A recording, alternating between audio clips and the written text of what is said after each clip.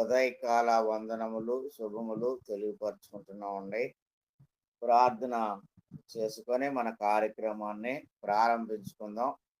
అందరూ తలలో ఉంచుకుంటే ప్రార్థన చేసుకుందాం. మహోన్నతుడు అయిన మా తండ్రి, సర్వోన్నతుడు అయిన మా దేవ, మీ ఘనమైన పరిశుద్ధమైన విలువైన బహుశ్రేష్టమైన మీ నామమునకు కృతజ్ఞతలు స్తుతులు స్తోత్రాలు చెల్లించుకుంటున్నాం తండ్రి. ఈ ఉదయ కాలమున మీ లేఖనమును చదువుకొనుటకు, మీ నామమున ప్రార్థన చేసుకొనుటకు మీరు మా ఎడల చూపించిన ప్రేమను బట్టి, ఇచ్చిన ఆరోగ్యమును బట్టి తండ్రి, మనస్సును బట్టి ప్రత్యేకంగా మీకు కృతజ్ఞతలు స్తుతులు స్తోత్రాలు చెల్లించుకుంటున్నాం. ఈ సమయంలో చేరి వచ్చిన మీ యొక్క సేవకులనందరినీ మీరు దీవించి ఆశీర్వదించమని ప్రార్థిస్తున్నాం. రావలసిన వారిని సకాలంలో నడిపించమని ప్రార్థిస్తున్నాం తండ్రి. ఈ గొప్ప భాగ్యం లేని వారికి అనుగ్రహించమని ప్రార్థన చేయుచున్నాం తండ్రి. ఈ సమయంలో సమస్తము మీ మహిమ కొరకు జరిగించమని ప్రార్థన చేయుచున్నాం. వాక్యమును వివరించుచున్న మీ సేవకుని కావలసిన జ్ఞాన వివేకములను అనుగ్రహించమని ప్రార్థన చేయుచున్నాం. వాక్యాన్ని చదువుచున్న మీ కుమారులకి నైనా స్పష్టంగా మీ యొక్క వాక్యం పలకటానికి సహాయం అందించి మీరే ఘనత మహిమ పొందమని యేసు క్రీస్తు ప్రభువు నామమున ప్రార్థించి అడిగి వేడుకుంటున్నాం తండ్రి. ఆమేన్. వందనాలండి. అందరికి వందనానా. పాడండి స్వామి గారు. నన్ను లేఖనం చదవమన్నారు, మిమ్మల్ని పాట అన్నారు. ఒక నిమిషం. అమ్మ ఆదిలక్ష్మి గారికి వందనాలు. మొట్టమొదటిసారిగా మా మధ్యకి వచ్చారు. మీకు అన్న ఏమైనా మీరు పాట పాడతారా? పాట పాడాలనుకుంటే కనుక హ్యాండ్ రైజ్ చేయండి. అక్కడ హ్యాండ్ సింబల్ ఉంది కదా, పాట పాడాలనుకుంటే మేము అవకాశం ఇస్తాము. లేదంటే మామూలుగా గ్రూపులో మామూలుగా ఉండి వింటా ఉండండి. ఆదిలక్ష్మి గారు వందనండి. తమ్ముడు పాట పాడాలా లేఖనం చదవాలా? ఎవరైనా కానీ 2 పాటలు పాడాలి మొత్తానికి. మరి ఎవరు పాడారు? అపరమణ మీరు పాడండి ఒక పాట ఫస్ట్.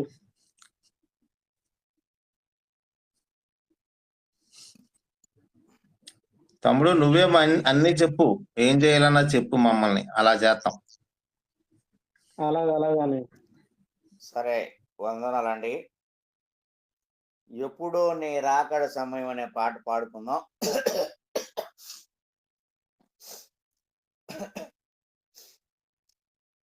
ఎప్పుడో నీ రాకడ సమయము, యేసు ప్రభువా మా విమోచక, ఎప్పుడో నీ రాకడ సమయం.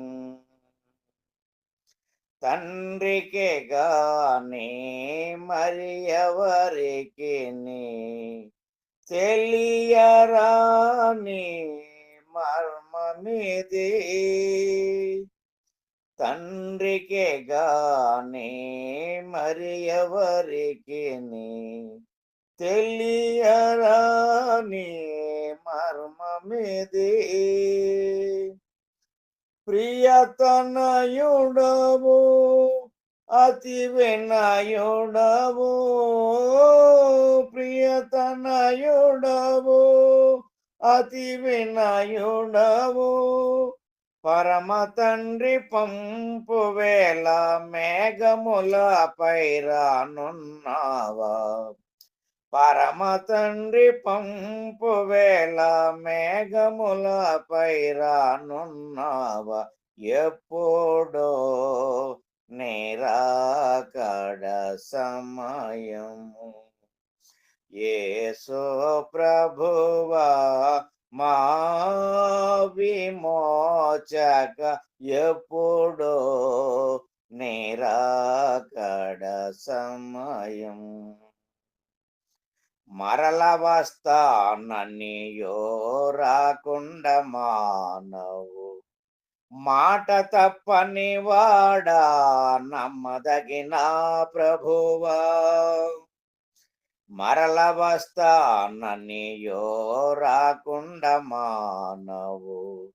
మాట తప్పని వాడా నమ్మదగిన ప్రభువా, నీతి న్యాయములకు అధిపతి నీవే, నీతి న్యాయములకు అధిపతి నీవే, అతి ఉగ్ర రూపివై వేగముగానే రానున్నావా, అతి ఉగ్ర రూపివై వేగముగానే రానున్నావా, ఎప్పుడో నిరాకడ సమయం.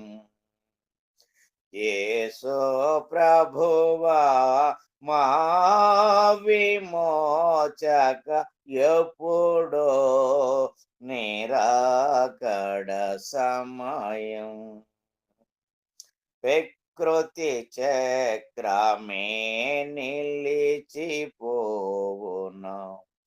పంచభూతములే లయమైపోవును. ప్రకృతి చక్రమే నిలిచిపోవును,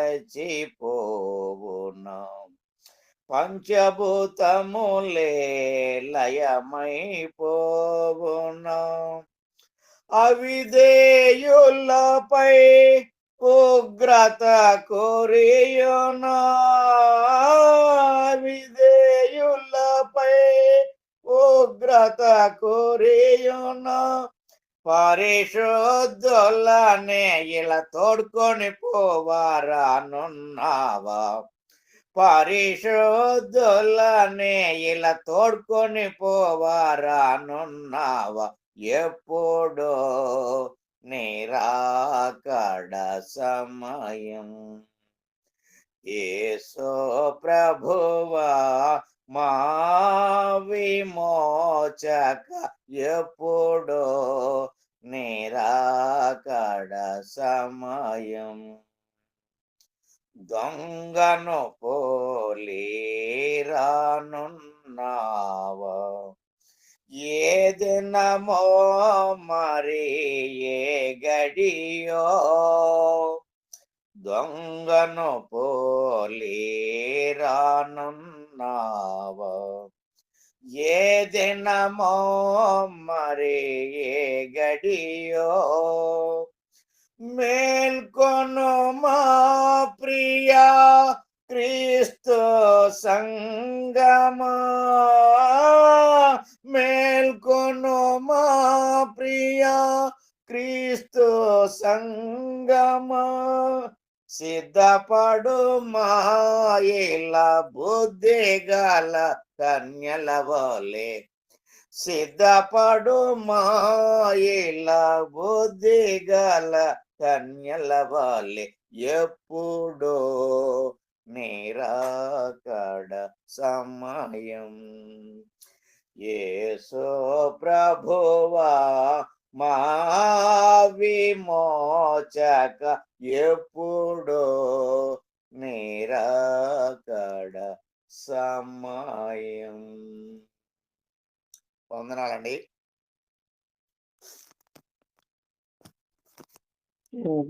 వందనాలన్నయ్య, చక్కగా పాట పాడి వినిపించారు. అలాగే సంధ్య, నువ్వేమైనా పాట పాడగలవా?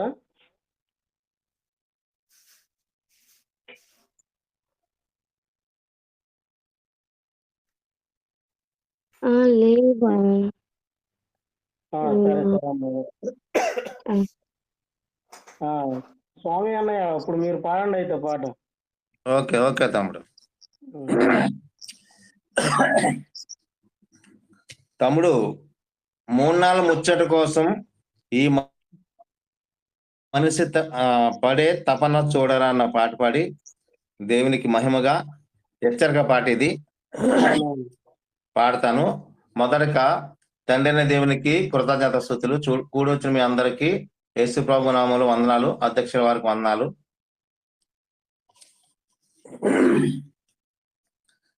మూడున్నాళ్ళ ముచ్చట కోసం ఈ మనిషి పడే తపన చూడరా. మూడున్నాళ్ళ ముచ్చట కోసం ఈ మనిషి పడే తపన చూడరా. నీటి బుడగలాంటి జీవితం ఏనాడో సమసిపోవును ఎరుగం. నీటి బుడగలాంటి జీవితం ఏనాడో సమసిపోవును ఎరుగం.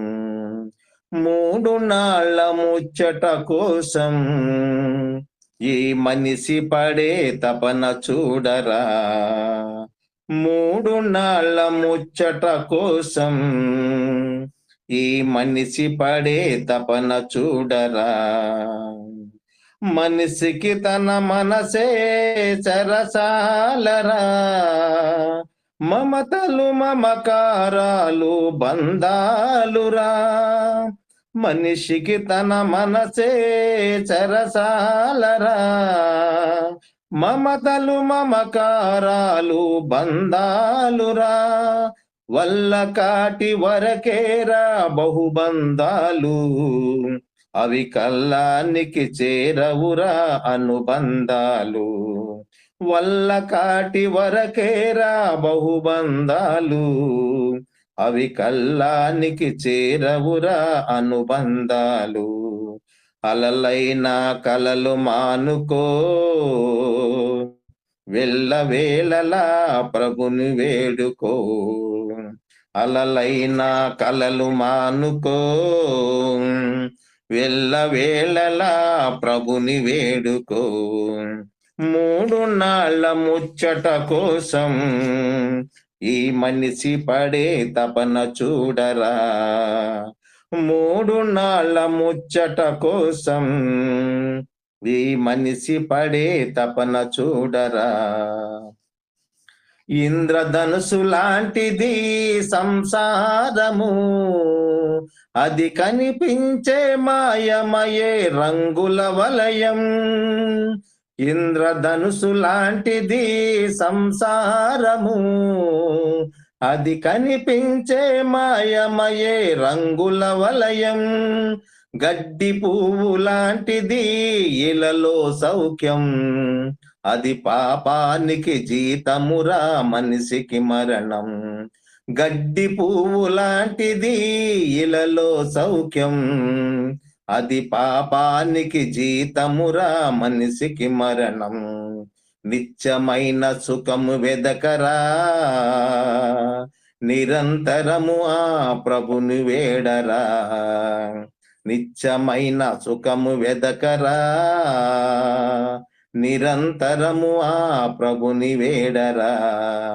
మూడునాళ్ళ ముచ్చట కోసం ఈ మనిషి పడే తపన చూడరా. మూడునాళ్ళ ముచ్చట కోసం ఈ మనిషి పడే తపన చూడరా. తప్పిదములు దాచువాడు వర్ధిల్లడు. అవి ఒప్పుకొని విడిచిపెట్టు ఓ సోదరా. తప్పిదములు దాచువాడు వర్ధిల్లడు. అవి ఒప్పుకొని విడిచిపెట్టి ఓ సోదరా. జిగట కల ఊబు నుండి పైకి లేపి నీ పాదములను స్థిరముగా నిలుపును ప్రభువే. జిగట గల ఊబి నుండి పైకి లేపి నీ పాదములను స్థిరముగా నిలుపును ప్రభువే. తీర్పు తీర్చబడక ముందే తప్పగా ఆ ప్రభుని వేడరా. తీర్పు తీర్చబడక ముందే తప్పగా ఆ ప్రభుని వేడరా. మూడునాళ్ళ ముచ్చట కోసం ఈ మనిషి పడే తపన చూడరా. మూడునాళ్ళ ముచ్చట కోసం ఈ మనిషి పడే తపన చూడరా. నీటి బుడగ లాంటి జీవితం ఏనాడో సమసిపోవును ఎరుగం. నీటి బుడగ లాంటి జీవితం ఏనాడో సమసిపోవును ఎరుగం. 3 నాళ్ళ ముచ్చట కోసం ఈ మనిషి పడే తపన చూడరా. 3 నాళ్ళ ముచ్చట కోసం ఈ మనిషి పడే తపన చూడరా. అన్నాడు తమ్ముడు. విన్నాననే ఒక కీర్తన పాడారు, హెచ్చరిక కీర్తనని. వందనాలు మీకు. అలాగే ఆదిలక్ష్మి గారు, మీరు హ్యాండ్ రైజ్ చేశారు, ఏం మాట్లాడుతున్నారో మాట్లాడండి. మీ మధ్యలో ఉన్న స్పీకర్ బటన్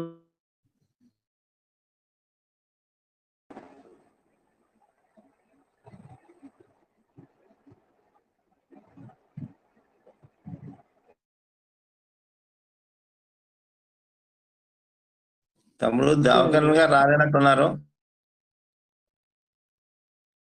ఆదిలక్ష్మి గారు, దేవకర్ణ గారు రాలేదు అన్నయ్య. రాత్రి లేట్ అయిందని కొంచెం మెసేజ్ పెట్టారు నాకు, 1 గంట అయిపోయిందని, కొంచెం అలసిపోయానని. ఒకవేళ వస్తే సకాలంలో వస్తారు, లేదంటే ప్రభుత్వాన్ని సిద్ధపడమని చెప్పాను మెసేజ్ చెప్పడానికి.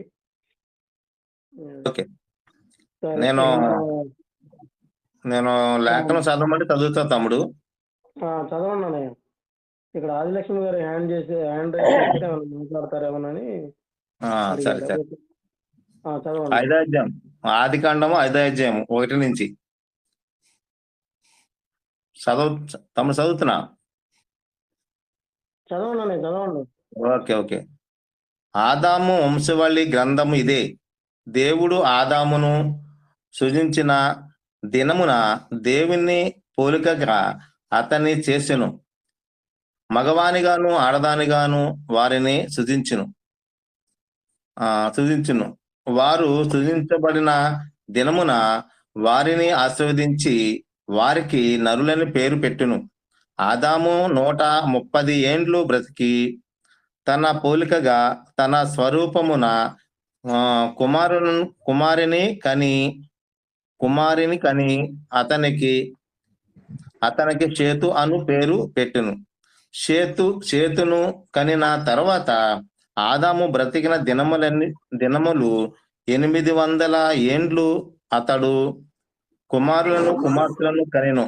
ఆదాము బ్రతికిన దినములన్నీయు 930 ఏండ్లు. అప్పుడు అతడు మృతి పొందెను. షేతు 105 ఏండ్లు బ్రతికి ఎనోషును కనెను. ఎనోషును కనిన తర్వాత షేతు 800 ఏండ్లు బ్రతికి కుమారులను కుమార్తెలను కనెను. షేతు బ్రతికిన దినములన్నీయు 912 ఏండ్లు. అప్పుడతడు మృతి పొందెను.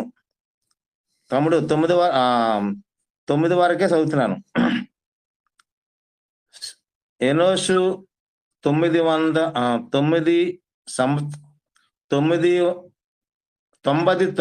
సంవత్సరములు బ్రతికి కేనానును కనెను. ఓకే తమ్ముడు, అన్నారు తమ్ముడు. అలాగానే వందనాలు. సంధ్య, నువ్వు తర్వాత 9వ వచనం వరకు చదివారు అన్నయ్య, నువ్వు 18వ వచనం వరకు చదువు.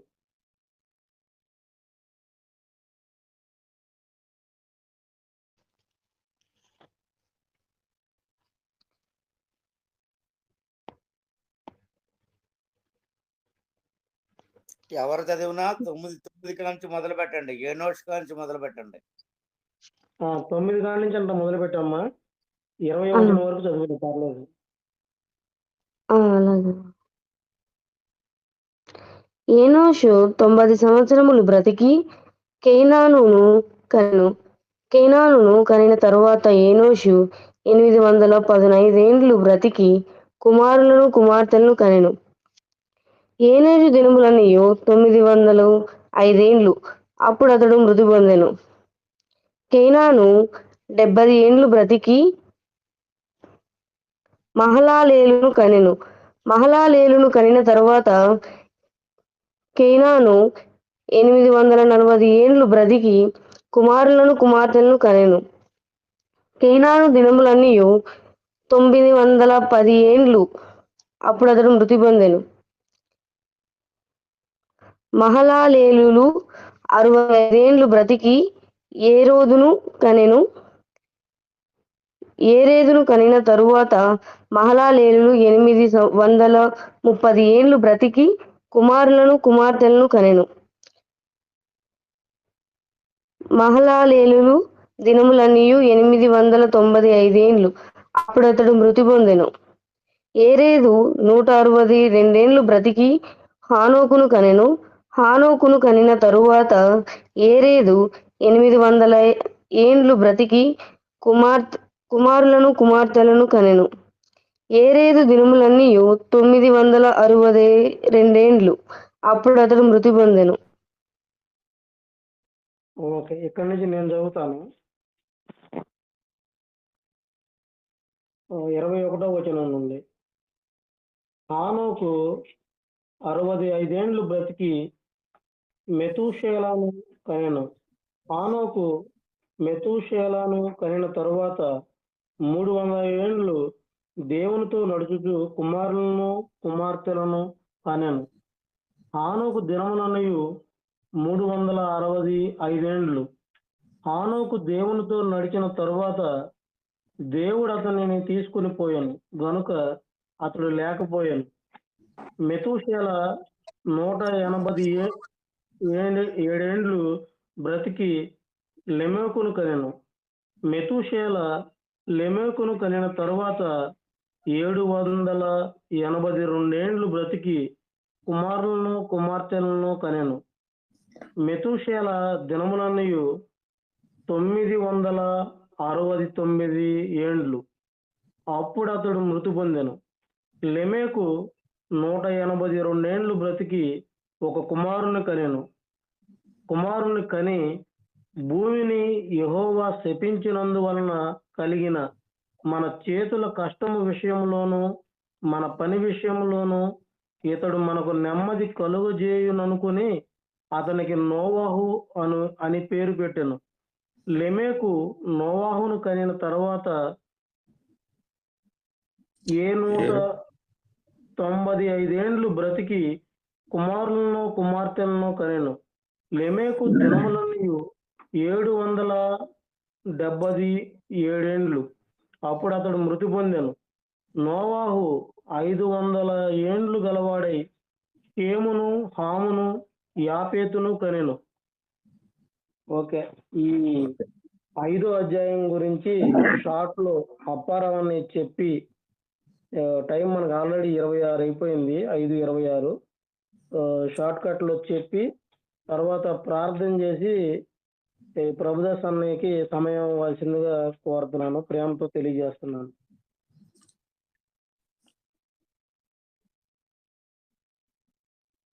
వాక్యం చెప్పేవారు కొరకు చక్కగా రవి లేఖనం చక్కగా చెప్పేలాగా ప్రార్థన చేయగలుగుతాం, అప్పుడు బాగుంటది. చెప్పండి అన్నయ్య. 31వ వచనం మళ్ళా చదువు. లెమెకు దినములన్నయు 777 ఏండ్లు. అప్పుడు అతడు మృతి పొందెను.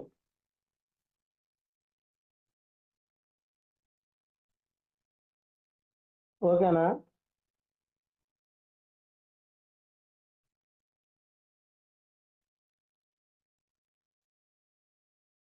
అపరామయ్య మాట్లాడండి. 70 770 77 ఏండ్ల 777 ఏండ్లు అంటే 777 అని. 777 వచ్చిందా? 770 మాత్రమేనా? నాకు డౌట్ ఉంది అందుకు. 777 ఏండ్లు అంటే 777. సరే, ఇప్పుడు దీన్ని కొంచెం ఎక్స్ప్రెషన్ చేసుకోవాలి, అంతేనా? అంతే అంతే. ఏమన్నా అంత చరిత్ర చెప్పండి మామూలుగా. ఇది ఏముంది ఇక్కడ, దీంట్లో ఎక్కువ మనం ఆలోచన చేయవలసినటువంటి ఈ అధ్యాయంలో మొదట తండ్రి అయిన దేవునికి కృతజ్ఞతలు, మరి ఒకసారి వందనాలు. ఆయుష్ కాలాన్ని గురించి మనం దీనిలో ప్రాముఖ్యంగా ఆలోచన చేయొచ్చు. తర్వాత దేవునితో నడిచిన వ్యక్తి ఉన్నాడు. తర్వాత నోవాహును గురించి మనం దీంట్లో బాగా ఆలోచన చేయొచ్చు.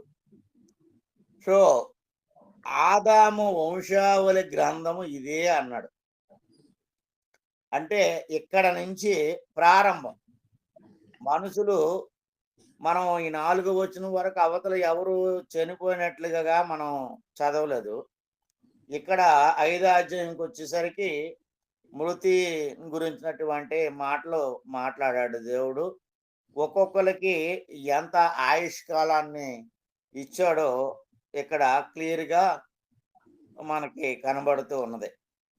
ఆదాము 930 సంవత్సరాలు ఆయన బతికాడు అంటే మరి ఎంత ఆశ్చర్యకరమైనటువంటి సంగతి.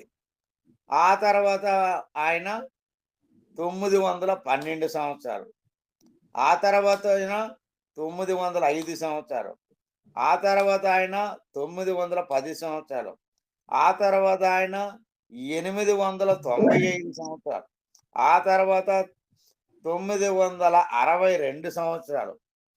ఇక్కడికి వచ్చేసరికి ఆనోకు దగ్గరికి వచ్చేసరికి 365 దగ్గరికి వరకు దేవునితో ఆయన నడిచాడు.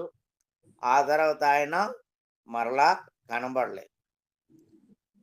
ఇక్కడ మనం ఆలోచన చేసినప్పుడు ఆయుష్కాలము ఎంతో ప్రాముఖ్యమైనది. అందుకోసమే దావీదు అంటాడు, ఒకసారి కీర్తనల గ్రంథము 102వ అధ్యాయాన్ని తీసుకుంది. కీర్తనల గ్రంథం 102వ అధ్యాయము.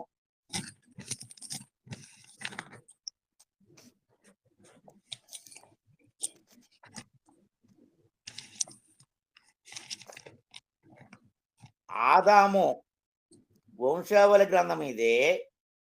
దేవుడు ఆదామును సృజించిన దినమున అంటే ఇక్కడ అంటాడు దావీదు మహారాజు 102వ అధ్యాయము 22 నుంచి మనం 23 చూస్తే ఇక్కడ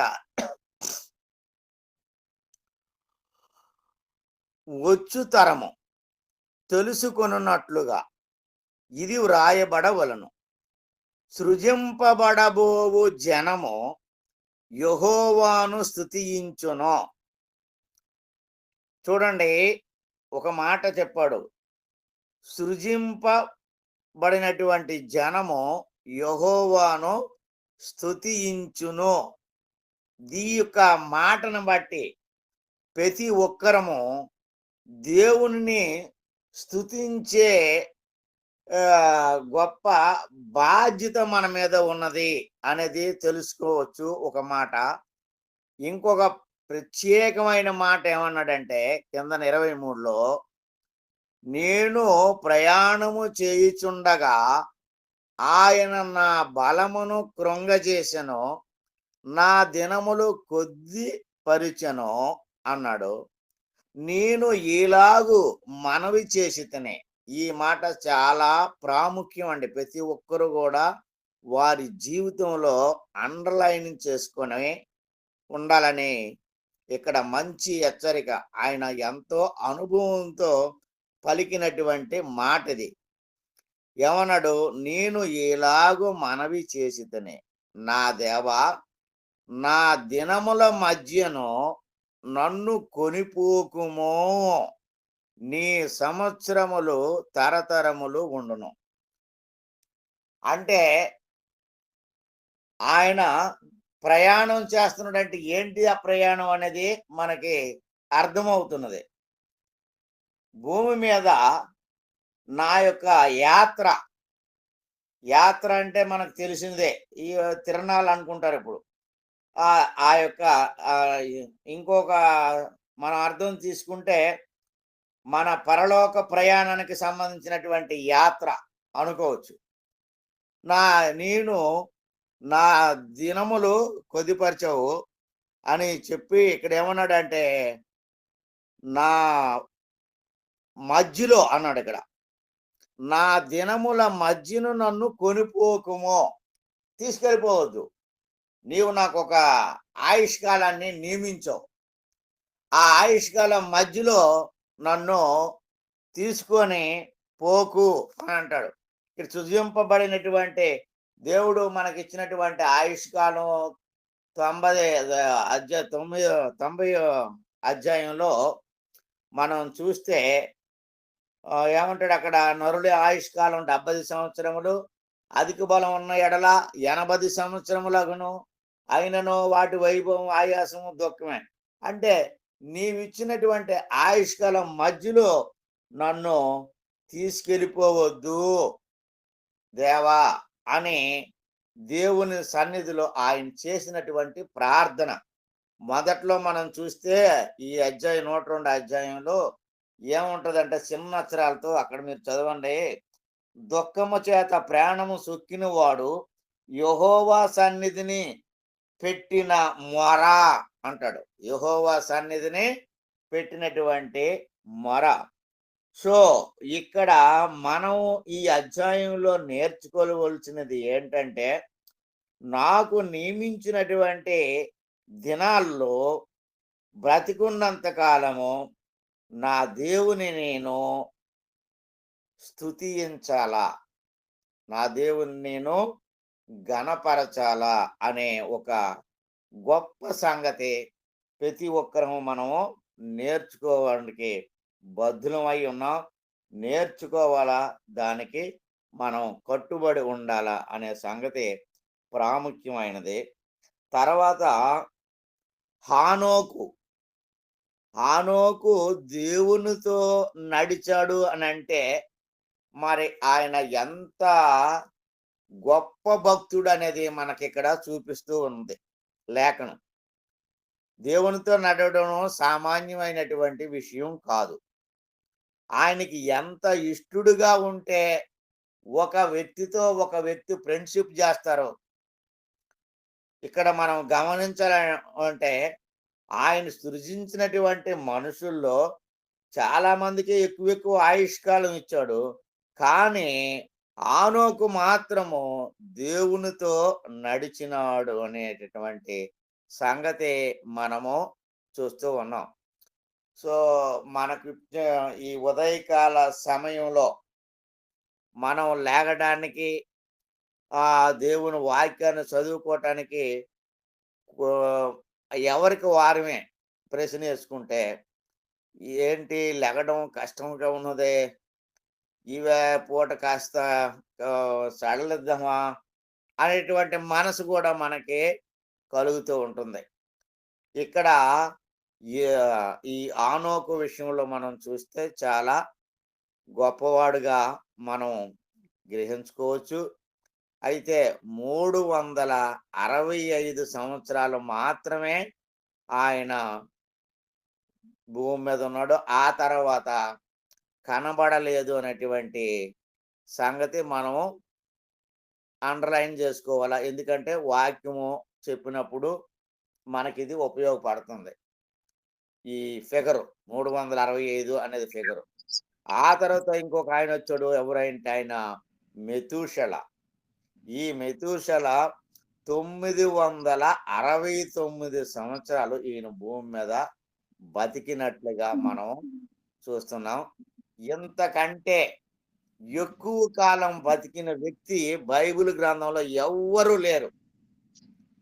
మెతూషల మాత్రమే ఎక్కువ ఆయుష్కాలాన్ని బైబిల్ గ్రంథం చూపిస్తుంది. ఇది ఒకటి మనం అండర్లైన్ చేసుకోవాలా. మనం ఎవరైనా మనం ప్రశ్నించినప్పుడు బైబిల్ గ్రంథం చదివావు కదా, ఎక్కువ కాలం ఏ మనిషి బతికాడు అని అడిగినప్పుడు తక్కువనే మెతూషల అనేటటువంటి మాట చెప్పగలగాలి మనం.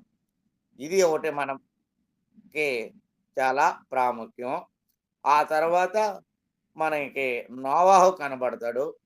ఈ నోవాహు ఇప్పుడే మళ్ళా 9వ అధ్యాయంలో ఈయన మృతి కనబడుతుంది. ఈ లోపల కనబడ్డు. లెమెకు తర్వాత నోవాహు 70 ఏండ్లు అప్పుడు అతడు 770 ఏళ్ళు బతికిన తర్వాత లెమెకు నోవాహు 500 ఏండ్లు గలవాడై షేమును, హామును, యాపోతును కనెను. ఈయన మూతి ఎక్కడ కనబడుద్దంటే చూడండి ఒకసారి 9వ అధ్యాయము ఆదికాండం 9వ అధ్యాయము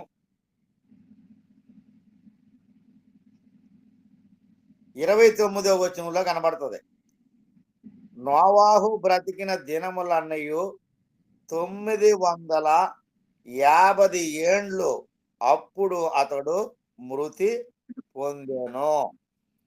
సో ఈ యొక్క అధ్యాయంలో వీళ్ళకు ఉన్నటువంటి ఆయుష్కాలాన్ని మనము చూసాం. ఆయుష్కాలం ఎందుకంటే మనిషి జీవితంలో చాలా ప్రాముఖ్యమైనది.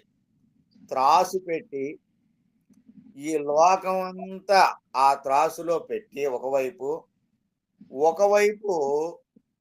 మానవుని యొక్క ప్రాణం పెడితే ఏది బరువు అనే ఆలోచన చేస్తే మానవుని యొక్క ప్రాణమే బరువు.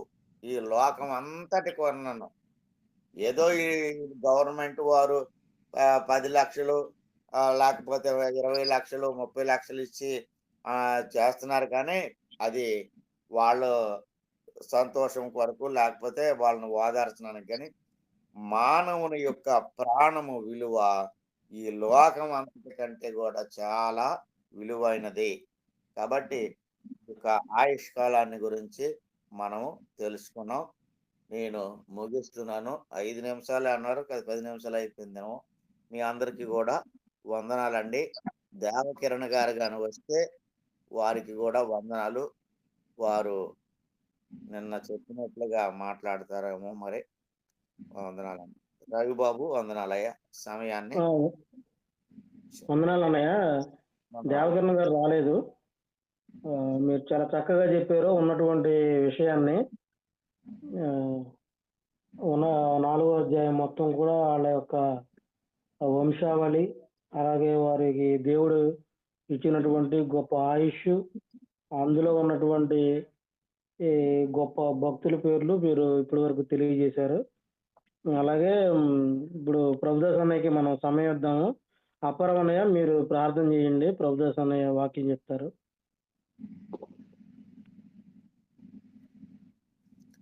ప్రార్థన. మహోన్నతుడు అయిన తండ్రి, సర్వోన్నతుడు అయిన దేవ, ప్రత్యేకంగా మరి ఒకసారి మీకు కృతజ్ఞతలు చెల్లిస్తున్నాం. మా సోదరుడు, మీ కుమారుడు, యవనస్తుడు నాయన ప్రభుదాసు కొరకు ప్రార్థన చేయుచున్నాం. మీ వాక్యాన్ని వివరించి బోధించాలని ఆశ కలిగినటువంటి మీ కుమారునికి కావలసిన జ్ఞానము,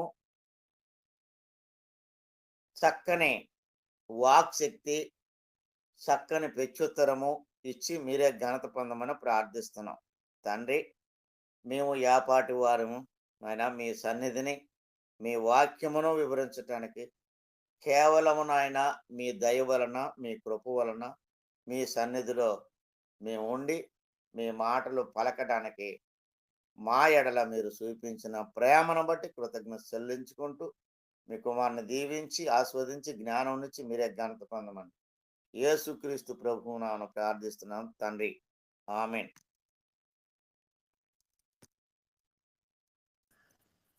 వందనాలండి. ప్రభుదాస్ అన్నయ్య మాట్లాడండి. వందనాలు. నా మాట వినిపిస్తుందండి? వినబడుతుందండి. కొంచెం పెంచండి. అలాగేనండి, అలాగే. మొదటిగా మన తండ్రి అయిన దేవునికి, మన ప్రభు అయిన యేసుక్రీస్తు నామంలో వేవేల కొలది కృతజ్ఞతాస్తుతులు, స్తోత్రాలు నేను చెల్లిస్తూ ఉన్నాను.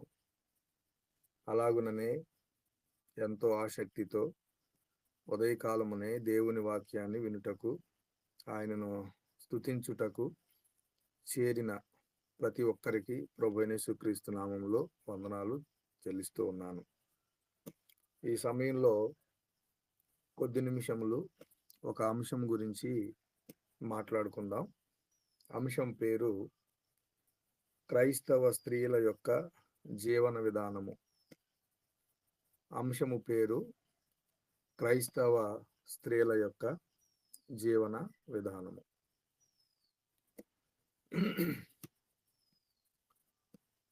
ఈరోజు స్త్రీలను గురించి మాట్లాడాలని నేను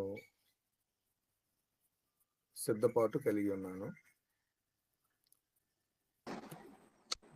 స్త్రీలను గురించి మనం ఆలోచించినప్పుడు కుటుంబ వ్యవస్థలో కానీ సమాజ వ్యవస్థలో కానీ ప్రతి విషయంలో స్త్రీల యొక్క పాత్ర ఎంతో ప్రాముఖ్యమైనది, కొనియాడదగినది. ఇంటికి దీపము ఇల్లాలు అనే మాట అక్షర సత్యం. అలాగుననే స్త్రీలు పురుషునితో సమానముగా, స్త్రీలు దేవుని పిల్లలుగా దేవుని సంకల్పంలో ఉన్నారు. స్త్రీలు వాక్యమును బోధింపదగిన వారుగా కూడా మనము దేవుని వాక్యంలో చూడగలం. మొదటిగా, స్త్రీలు దేవుని పోలికలో చేయబడిన వారు. ఆదికాండము 1వ అధ్యాయము 27వ వచనం.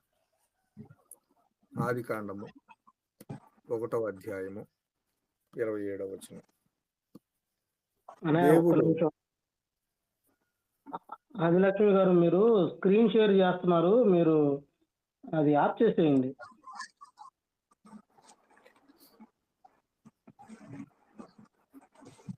తమ్ముడు కొద్ది గట్టిగా మాట్లాడు తమ్ముడు. ఆదిలక్ష్మి గారు, మీరు స్క్రీన్ షేర్ చేస్తున్నారు, అది ఆఫ్ చేసేయండి. డిస్టర్బెన్స్ వస్తుంది, ఫ్యాన్ సౌండ్ అది.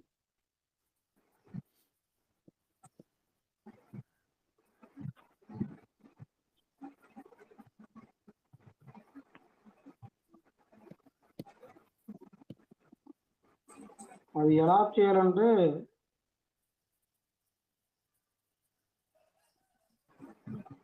పైన మీకు టాప్లో ఉంటుంది చూడండి, రైట్ సైడ్ 3 చుక్కలు.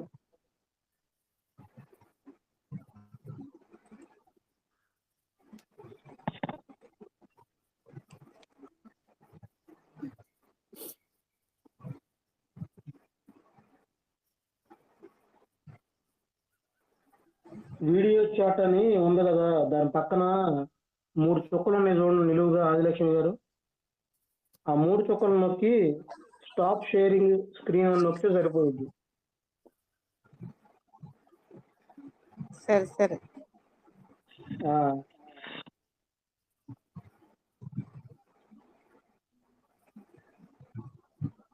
స్టాప్ చేయండి దాన్ని. అదే ఉంటుంది, మ్యూట్ లో పెట్టమని తమ్ముడు. లేదంటే అది ఉంటే ఉందిలే కానీ మ్యూట్ లో పెట్టండి, మీ వాయిస్ వినపడకుండా. మీ వాయిస్ మీద ప్రెస్ చేస్తే అది మాకు సౌండ్ వినిపించదు.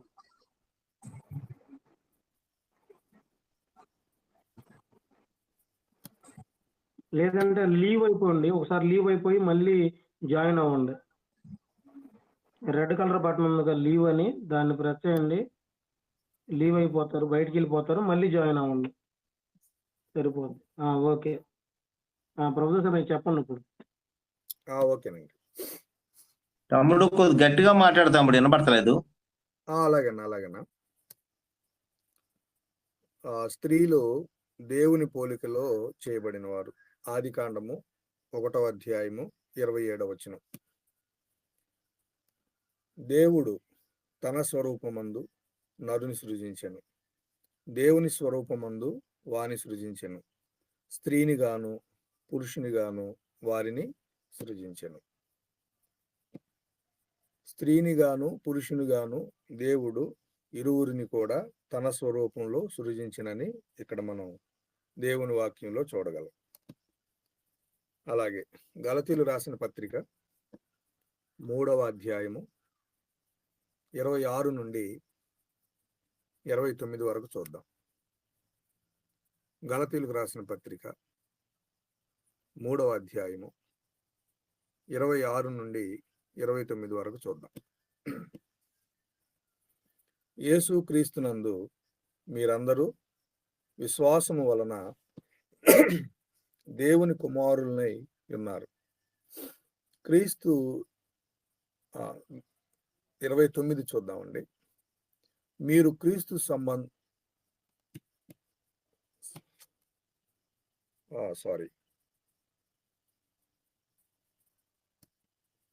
యేసు క్రీస్తునందు మీరందరూ విశ్వాసము వలన దేవుని కుమారులై ఉన్నారు. క్రీస్తులోనికి బాప్తిస్మము పొందిన మీరందరూ క్రీస్తును ధరించుకొని ఉన్నారు. ఇందులో యూదుడని గ్రీసు దేశస్థుడని లేదు, దాసుడని స్వతంత్రుడని లేదు, పురుషుడని స్త్రీ అని లేదు, యేసు క్రీస్తునందు మీరందరూ ఏకముగా ఉన్నారు. ఇక్కడ యేసు క్రీస్తులోనికి బాప్తిసం పొందిన వారిని గురించి స్పష్టంగా క్రొత్త నిబంధనలో పురుషుడని స్త్రీ అని భేదమేమీ లేదు. యేసు క్రీస్తునందు విశ్వాస మూలముగా మీరందరూ కూడా దేవుని కుమారులు అని దేవుని వాక్యం తెలియజేస్తూ ఉంది. కాబట్టి స్త్రీలు పురుషునితో సమానముగా దేవుడు సృజించినట్లుగా మనం చూస్తూ ఉన్నాం. ఉదాహరణకు ఆదాము గారిని సృజించినప్పుడు, అలాగే హవ్వ గారిని సృజించినప్పుడు ఆదాము యొక్క ప్రక్కటెముకలో నుండి, అంటే నడుమ మధ్య భాగంలో నుండి, అంటే పాదము నుండి కాదు, తల నుండి కాదు, మధ్య భాగంలో నుండి దేవుడు ప్రక్కటెముకని తీసి హవ్వమ్మ గారిని తయారు చేసినట్లుగా సృజించినట్లుగా మనం చూడగలం. కనుక స్త్రీలు పురుషునితో సమానముగా ఉండేటువంటి హక్కును, అధికారాన్ని దేవుడిచ్చాడు. ఆ తర్వాత స్త్రీలు యోప్త కుమార్తెను ఆదర్శంగా తీసుకోవాలి. స్త్రీలు యోప్త కుమార్తెను ఆదర్శంగా తీసుకోవాలి. న్యాయాధిపతుల గ్రంథము 11వ అధ్యాయము 29 నుండి 31 వరకు. న్యాయాధిపతుల గ్రంథము 11వ అధ్యాయము 29 నుండి 31 వరకు. యెహోవా ఆత్మ యోప్తా మీదికి రాగా అతడు గిలాదులోను మనష్యలోను సంచరించుచు 36 చదువుతానులేండి, మనకున్న వాక్య భాగం అక్కడ తేటగా తెలియపరచబడుతుంది. 36 చూడండి.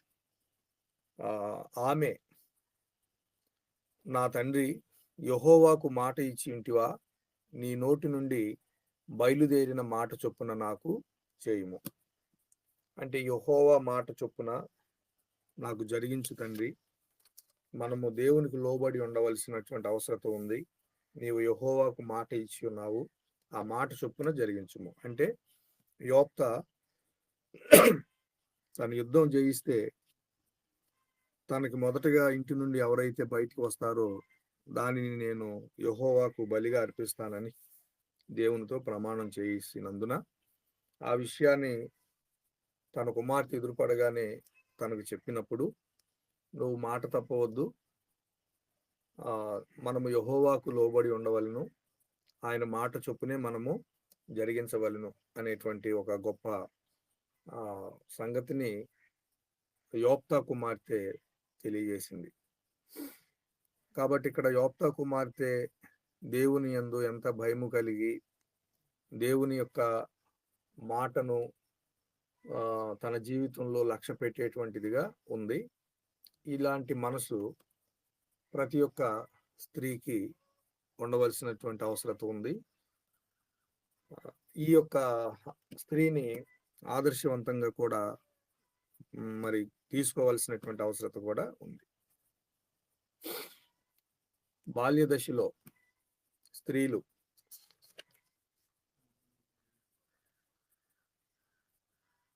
తమ తల్లిదండ్రులకు లోబడి ఉండాలి. ఎఫెసీయులకు రాసిన పత్రిక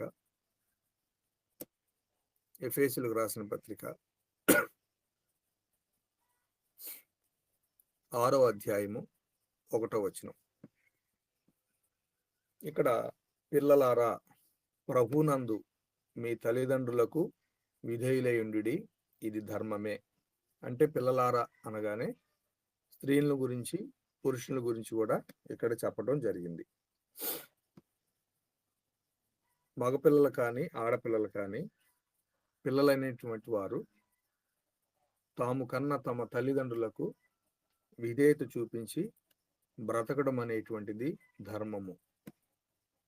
ఆ ధర్మాన్ని ముఖ్యంగా ఆడపిల్లలు, అంటే స్త్రీల గురించి మనం మాట్లాడుకుంటున్నాం కాబట్టి ఆడపిల్లలు గుర్తుంచుకొని తమ తల్లిదండ్రులకు లోబడి ఉండాలి. వారు ఏం చెప్తున్నారో శ్రద్ధగా విని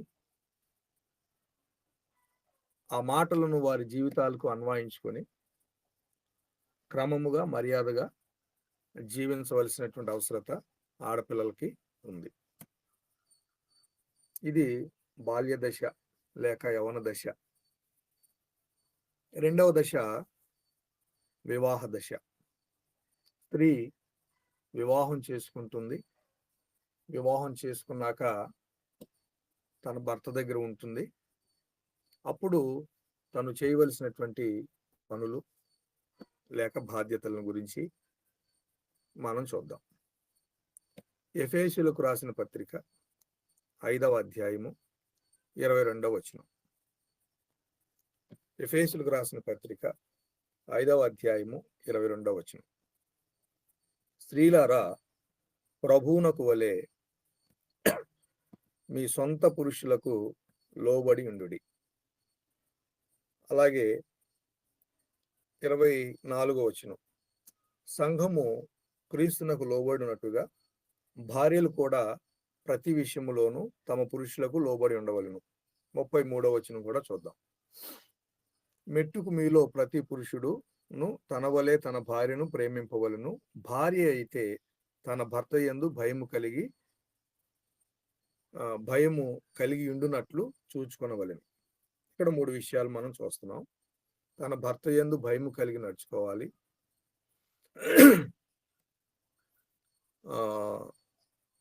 అలాగే ప్రభువునకు వలె సొంత పురుషునికి లోబడి ఉండాలి. అలాగే సంఘము క్రీస్తునకు లోబడినట్లుగా భార్యలు కూడా ప్రతి విషయంలో తమ భర్తలకు లోబడి ఉండాలి. అంటే లోబడి ఉండటము అంటే అర్థం ఏంటంటే తన భర్తను గౌరవించే విషయంలో ఏదైతే తన అభిప్రాయాలు ఉన్నావో వాటిని స్వతహాగా తను అమలు చేయడం కాదు, కానీ తన భర్తకి చెప్పాలి. భర్తకి చెప్పి ఇలా చేయడం మంచిదని ఆలోచింపచేసి అలా చేద్దామండి అని చెప్పడం అనేది లోబడి ఉండటం. అది సలహా చెప్పడం కూడా అవుతుంది. అయితే దాని గురించి మనము కొన్ని ఉదాహరణలు చూసినప్పుడు సామెతల గ్రంథము 12వ అధ్యాయము 4వ వచనంలో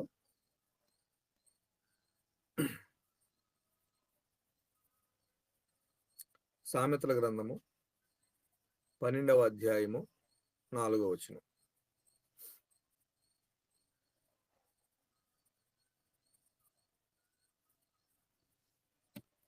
యోగ్యురాలు తన పెనిమిటికి కిరీటము, సిగ్గు తెచ్చునది వాని ఎముకలకు కుళ్ళు. అంటే యోగ్యురాలు తన భర్తని మొదటిగా గౌరవిస్తుంది. యోగ్యురాలు తన భర్తకు విధేయురాలు అనగా తను సొంతగా అంటే తను ఉద్దేశాలను తను స్వతహాగా మాట్లాడకుండా తన భర్తను సంప్రదించి తన భర్త ద్వారా ఆ విషయాలను తెలియజేసేటువంటి స్త్రీని యోగ్యురాలు అని కూడా మనం అనవచ్చు. అలాగే సామెతల గ్రంథము 14వ అధ్యాయము 1వ వచనం. జ్ఞానవంతురాలు తన ఇల్లు కట్టును, మూఢురాలు తన చేతులతో తన ఇల్లు ఓడబెరుకును. ఇక్కడ స్త్రీ ఎప్పుడైతే తన భర్తను గౌరవిస్తుందో, తన భర్తను శిరస్సుగా కలిగి ఉంటుందో, ప్రభువునకు వలె తన భర్తకు లోబడి జీవిస్తుందో, ఆ స్త్రీ యోగ్యురాలు, అలాగే జ్ఞానవంతురాలు. ఒకవేళ భర్తను దేవుడు ఇచ్చిన భర్తను, దేవుడు అధికారిగా నియమించినటువంటి భర్తను ఎప్పుడైతే తృణీకరిస్తుందో అతను ఆ స్త్రీ అజ్ఞానవంతురాలు. అప్పుడు ఏం జరుగుతుందంటే తన ఇల్లు కట్టును మూఢురాలుగా ఉండి తన చేతులతో తన ఇల్లు ఓడబెరుకును. అంటే తాను మూఢత్వానికి వెళ్ళిపోయి ఆజ్ఞను మీరి తన చేజేతులారా తన కుటుంబానికి శోధన తెచ్చుకునేదిగా ఉంటుంది. ఇంకొక ప్రాముఖ్యమైన విషయాన్ని మనం చూద్దాం. సామెతల గ్రంథము 21వ అధ్యాయం. సామెతల గ్రంథము 21వ అధ్యాయము 19వ వచనం అండి. 21:19. ప్రాణము విసిగించు జగడగుండి దానితో కాపురము చేయుట కంటే అరణ్య భూమిలో నివసించుట మేలు. కనుక ప్రాణమును విసిగించేటువంటిదిగా ఉండకూడదు, సొద చేసేటువంటిదిగా ఉండకూడదు, గొణిగేటువంటిదిగా ఉండకూడదు. చక్కగా నెమ్మదిగా నిమ్మలంగా తగు మాత్రం మాట్లాడుతూ జ్ఞానయుక్తమైన మాటలను చెప్తూ ఆలోచింపచేసేటువంటి మాటలను చెప్తూ తన భర్తకి లోబడి ఉండేటువంటి ఆ యొక్క దశను ప్రతి స్త్రీ గుర్తు చేసుకోవాలి. క్రైస్తవురాలిగా ఉండేటువంటి స్త్రీ భర్తను ప్రేమించాలి, లోబడి ఉండాలి, ప్రతి విషయంలో భర్తకు లోబడాలి, భర్త యందు భయము కలిగి ఉండాలి, ప్రభువునకు వలె లోబడి ఉండాలి ఈ దశలో. ఇకపోతే 3వ దశ తల్లి దశ. తల్లి దశలో స్త్రీ యొక్క పాత్రను మనం చూద్దాం. తిమోతికి రాసిన పౌలు గారి మొదటి పత్రిక, తిమోతికి రాసిన పౌలు గారి మొదటి పత్రిక 5వ అధ్యాయము 14వ వచనం. 5వ అధ్యాయం 14వ వచనంలో పౌలు గారు ఈ రీతిగా తిమోతికి సంఘంలో ఉన్నటువంటి వారిని బోధించమని చెప్చూ రాయిచున్నాడు. కాబట్టి యవన స్త్రీలు వివాహం చేసుకుని పిల్లలను కని గృహ పరిపాలన జరిగించొచ్చు, నిందించుటకు విరోధికి అవకాశం ఇవ్వకుండా వలనని కోరుచున్నాను. ఇది చాలా ప్రాముఖ్యమైన సంగతి. యవన ప్రాయంలో వివాహం అవుతుంది, యవన ప్రాయంలో పిల్లలు కలుగుతారు. ఆ తరువాత వారి యొక్క ధ్యాస, వారి యొక్క గోల్, ఉద్దేశం ఏమై ఉండాలి అంటే పిల్లలను పరిపాలించు స్త్రీగా ఆమె ఉండాలి, గృహాన్ని పరిపాలించు రాణిగా ఆమె ఉండాలి, తన రాజుకు తగినట్లుగా హుందాగా తను మాటలు మాట్లాడాలి, ఆలోచనలు చేయాలి. పిల్లలను పెంచే విషయంలో తగు జాగ్రత్తలు తీసుకోవాలి. కనుక యవ్వన స్త్రీలు వివాహం చేసుకోవాలి, చక్కగా పిల్లలను కనాలి, గృహ పరిపాలన జరిగించాలి. ఆ తర్వాత ఈ రోజుల్లో ఉద్యోగాలు కూడా చేసుకుంటూ ఉన్నారు స్త్రీలు. ఆ ఉద్యోగం చేసుకుంటూ పిల్లలను చూసుకుంటూ తన భర్తకు లోబడి ఉండటం అనేది చాలా ప్రాముఖ్యమైన విషయం. అప్పుడు పురుషులు కూడా తమ భార్య యందు దయ కలిగి వారిని ప్రేమిస్తూ వారు కూడా అన్ని విషయాల్లో నా భార్య ఎంతగానో కష్టించి నాతో కూడా ఉద్యోగం చేస్తూ నా పిల్లలను బాగోగులు చూసుకుంటూ ఉంది, మా వంశాన్ని నిలబెట్టినటువంటి స్త్రీ, మా యొక్క ఇంటికి గౌరవాన్ని వన్నీ తెచ్చినటువంటి స్త్రీ నా భార్య అని తను కూడా తనను కొనియాడి తన యొక్క పనుల్లో కూడా సహకరించేటువంటి వాడుగా, షేర్ చేసుకునేటువంటి వాడుగా కూడా ఉండటం జరుగుతుంది. ఇది సంతోషకరమైనటువంటి జీవన విధానము, కుటుంబ లక్షణము. కాబట్టి తన భర్తను, పిల్లలను చూసుకుంటూ భర్తకి ఏ విషయాల్లో సహకరించాలో, పిల్లలకి ఏ విషయాలు చెప్పి పెంచాలో, వారిని దేవునిలో మొదటిగా ఎలాగూ పెంచాలో, వాక్యాన్ని ఎలా బోధింప చేయాలో, సండే స్కూల్కి ఎలా పంపించాలో, తనతో పాటు ఆరాధనకు ఎలా నడిపించాలో, ఇత్యాది విషయాలలో, అన్ని విషయాల్లో గృహ పరిపాలన జరిగించేటువంటి స్త్రీగా ఉండాలి. కాబట్టి స్త్రీని గురించి ఒక ఉదాహరణ మనం చూద్దాం. దానిని బట్టే సామెతల గ్రంథంలో దేవుని వాక్యం ఈ రీతిగా చెప్తూ ఉంది. సామెతల గ్రంథము 31వ అధ్యాయం. సామెతల గ్రంథము 31వ అధ్యాయం 10వ వచనం అండి.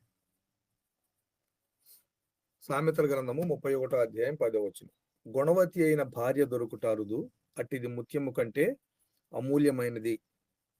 ఆమె పెనిమిటి ఆమె యందు నమ్మిక ఉంచును, అతని లాభప్రాప్తికి వెలితి కలుగదు. ఎంత గొప్ప మాట చెప్పాడు చూడండి.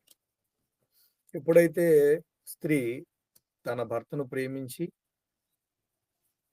తన యందు బిడ్డలను కని ఆ పిల్లలను చక్కగా పరిపాలిస్తూ తన ఇంటికి రాణిగా,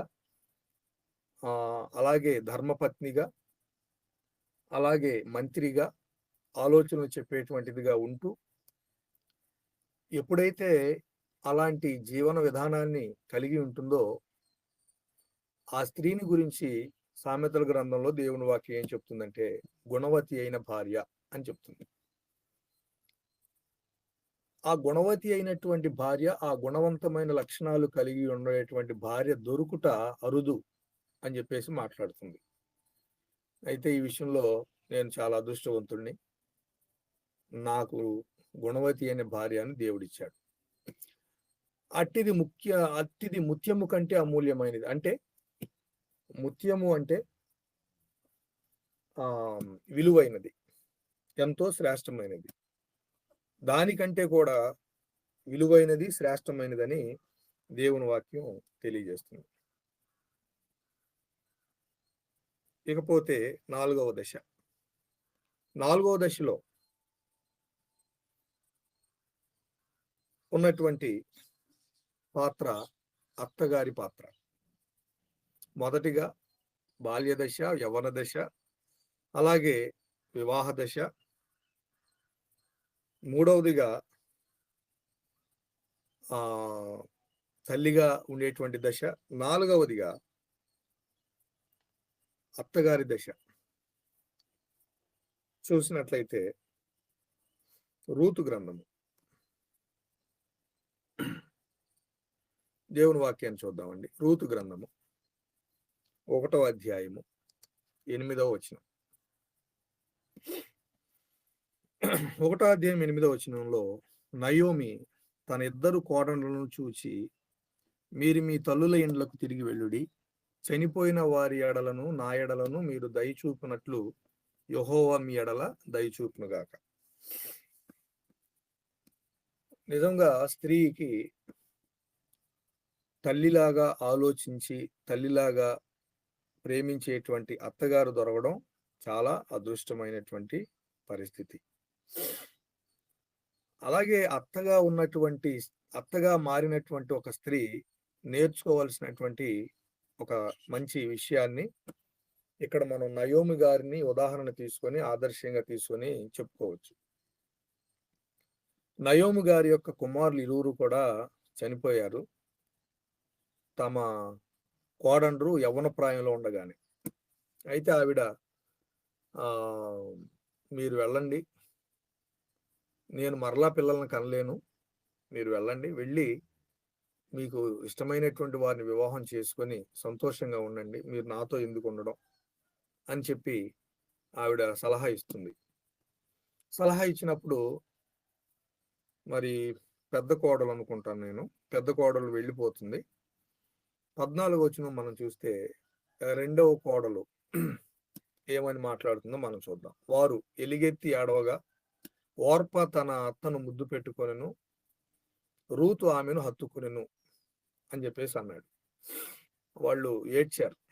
ఏడ్చి చాలా బాధతో కన్నీరు విడుచుకున్నారు, ఒకరొకరు హత్తుకున్నారు. అయితే ఓర్పా ఏమో అత్తను ముద్దు పెట్టుకొనెను. ఓర్పా వెళ్ళిపోతుందండి.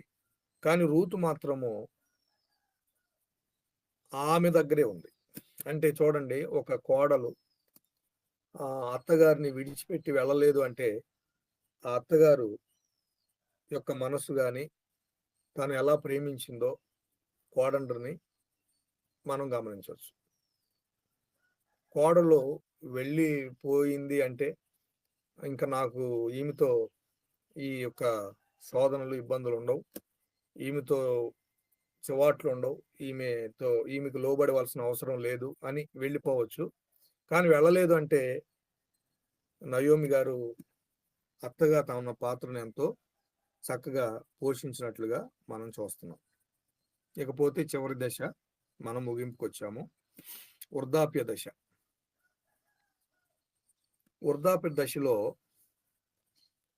స్త్రీలు ఎంత జ్ఞానంతో వ్యవహరించాలో, ఎంత అనుభవాన్ని సంపాదించాలో, దేవుని విషయంలోను, వాక్య విషయంలోను, గృహస్థు నిర్వహణ విషయంలోను, పిల్లలను పెంచే విషయంలోను ఎంత అనుభవం కలిగిన మాటలు చెప్పాలో అవన్నీ కూడా ముందున్నటువంటి తరాలకు చెప్తూ, వారిని సరిచేస్తూ, కుటుంబాలను కాపాడుతూ, సమాధానపరుస్తూ ఉండాలి.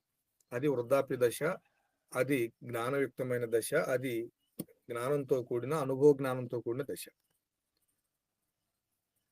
మొదటిగా మనం మొదటి తిమోతి 5వ అధ్యాయము 9వ వచనం మనం చూసినప్పుడు, తిమోతి గారికి రాసిన మొదటి పత్రిక మనం చూసినప్పుడు 5వ అధ్యాయము 9వ వచనం. 5వ అధ్యాయము 9వ వచనం.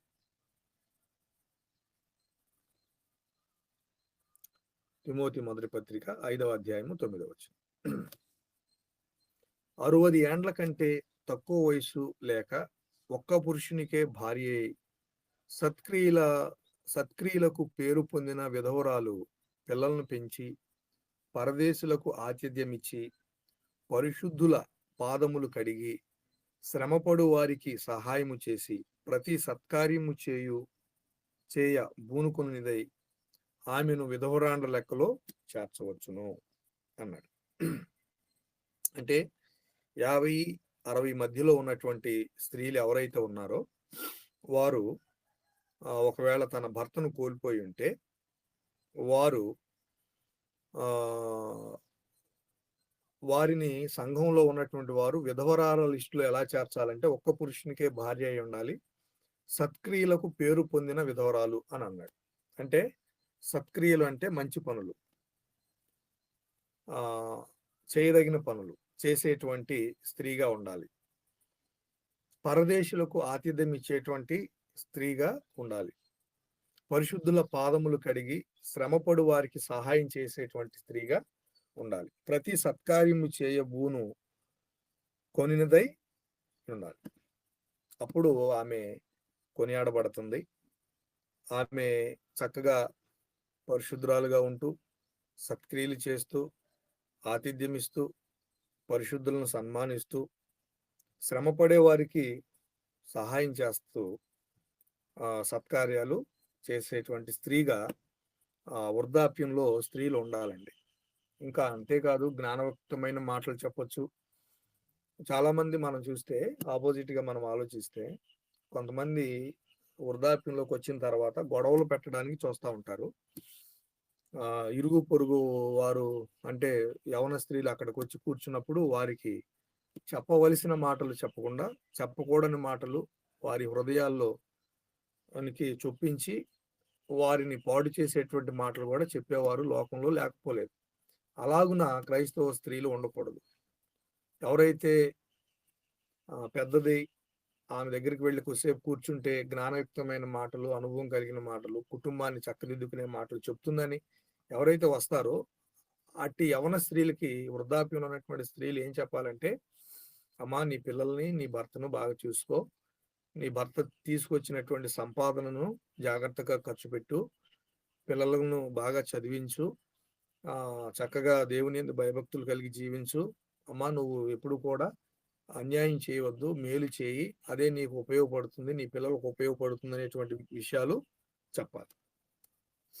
కనుక యవన స్త్రీలు ఇలాగున జీవించాలి అని దేవుని వాక్యం చెప్తుంది. క్రైస్తవ స్త్రీలకు ఉన్నటువంటి ఈ లక్షణాలను మీరు గమనించండి.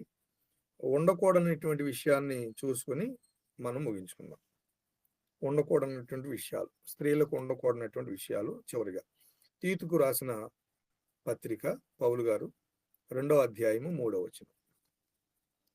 తీతుకు రాసిన పత్రిక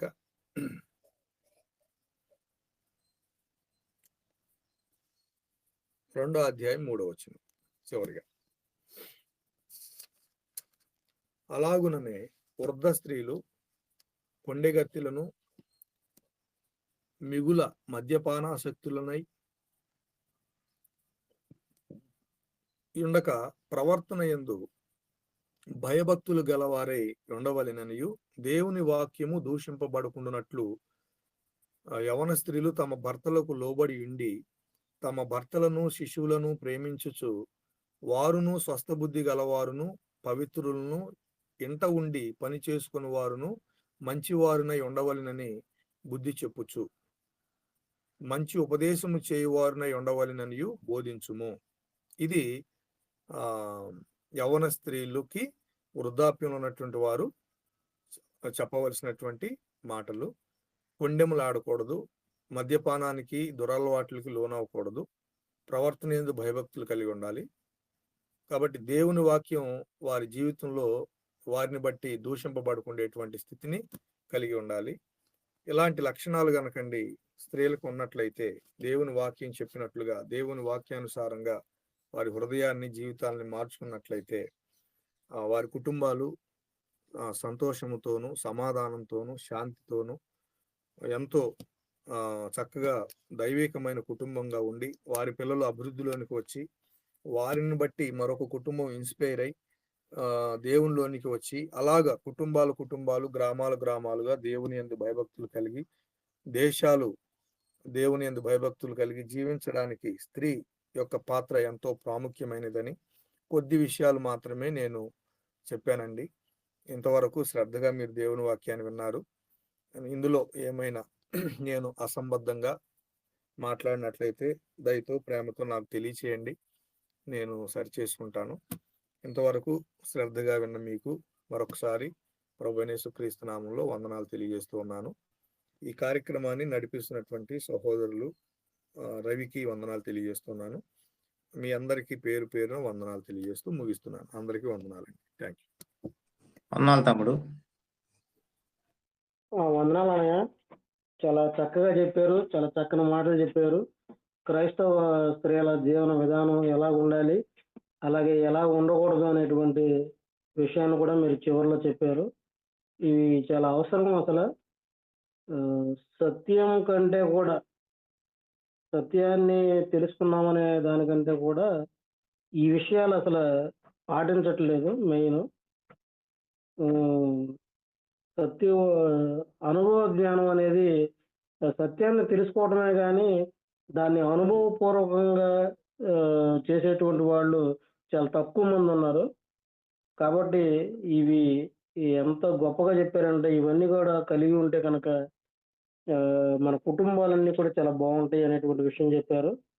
అప్పారావు అన్నయ్య, మీరు అన్నయ్య చెప్పినటువంటి విషయాలన్నిటి గురించి ఏమైనా మాట్లాడితే మాట్లాడి తర్వాత ముగింపు ప్రార్థన చేయాలని మిమ్మల్ని ప్రేమతో ఆహ్వానిస్తున్నాం. సరే, ప్రభుదాస్ గారికి వందనాలండి. మంచి వచనాలని చూపించారు. స్త్రీకి ఉండవలసినటువంటి లక్షణాలని మీరు చూపించారు. ప్రతి ఇంట కూడా ఇలాంటి స్త్రీలు ఉంటే ఆ కుటుంబంలో సమాధానం అనేది ఉంటుంది. ఇప్పుడు ఒక మాట చెప్పారు సామెతల గ్రంథంలో, ఎంట ఉండే కంట ఎంత ఎక్కడ ఎడారికో ఎటు వెళ్ళిపోయి నెమ్మదిగా ఉంటే మంచిది అనే సంగతి.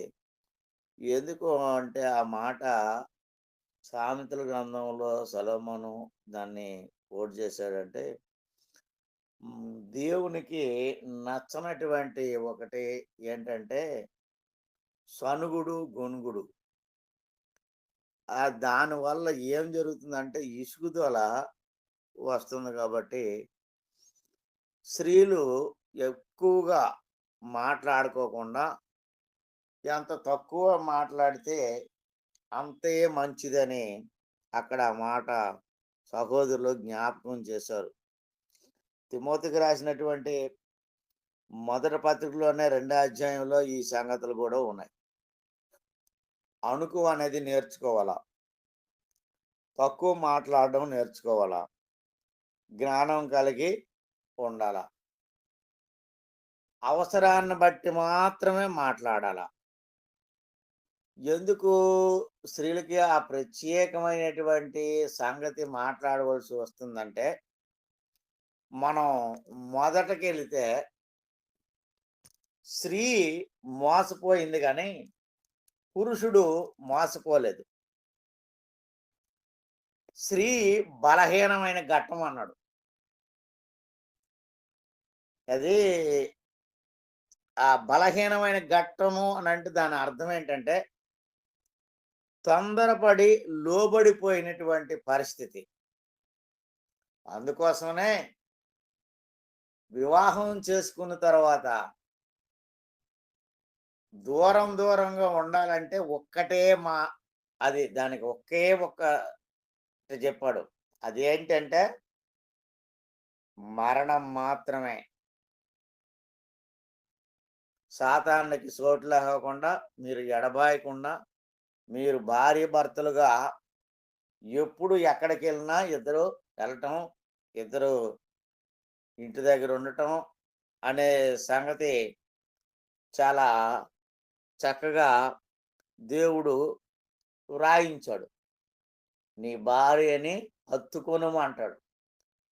దీనిని బట్టి నీ తల్లిని నీ తండ్రిని విడిచి నీ భార్యను హత్తుకొనుము. ఇది ఇలాగ ఎక్స్ప్లెనేషన్ చేసుకుంటూ పోతే చాలా సమయం కావాలా. సహోదరులు చెప్పినటువంటి వచనాలు చాలా బాగున్నాయి. ప్రభుదాస్ గారిని దేవుడు దీవించాలని కోరుకుంటున్నాం. ప్రార్థన చేసుకుందాం. మంచి వాక్యం చెప్పాడు. ప్రార్థన చేయమంటారా? ఇంకెవరైనా మాట్లాడే వాళ్ళు ఉన్నారా? చేయండి అన్నయ్య, చేయండి.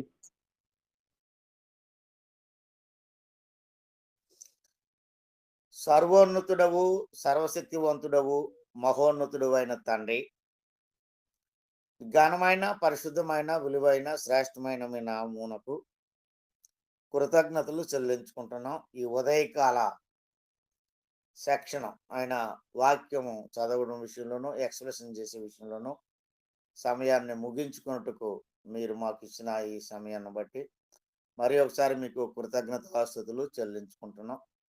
వాక్యాన్ని బోధించిన నీ కుమారుడు ప్రభుదాస్ని, తన భార్యను, తనకిచ్చిన కుమార్తెను, తల్లిదండ్రులను, అన్నదమ్ములను మీరు దీవించి ఆశీర్వదించండి. ఇంకా చక్కగా నేర్చుకొని అనేకులకు బోధించడానికి జ్ఞానం, వివేకం అనుగ్రహించి మీరే జ్ఞానం పొందమని ప్రార్థిస్తున్నాం. ఈరోజు ఉదయకాలం మందు నాయన ఆన్లైన్లోనికి వచ్చి వాక్యం విన్నటువంటి ప్రతి ఒక్క సహోదరుడును, సహోదరుని మీరు ప్రత్యేకంగా జ్ఞాపకం చేసుకొని దీవించి ఆశీర్వదించి అనేక మేలులు వారికి అనుగ్రహించి మీరే ఘనత పొందమని ప్రార్థిస్తున్నాం. ఈ యొక్క ఏర్పాటు చేసిన నీ కుమారుని కుటుంబాన్ని దీవించమని కోరుకుంటున్నాం. రాలేకపోయినటువంటి దేవకిరణ్ గారి కొరకు ప్రత్యేకంగా ప్రార్థన చేయుచును తండ్రి. వారు ఏ కారణం చేత రాలేకపోయి ఉన్నారో వారికి కావలసిన మంచి ఆరోగ్యమును, జ్ఞానమును, సమయమునిచ్చి మరి ఒకసారి మా అందరితో మాట్లాడడానికి సహాయం చేయమని ప్రార్థిస్తున్నాం. ఘనత, మహిమ, ప్రభావం మీరే పొందుకునమని ఈ ఉదయకాలం అందున ఆయన మా అందరినీ మీ చేతుల్లో పెడుతున్నాం. శుభములు అనుగ్రహించమని యేసుక్రీస్తు ప్రభువు నామమున ప్రార్థించి అడుగుతున్నాం తండ్రి. ఆమేన్.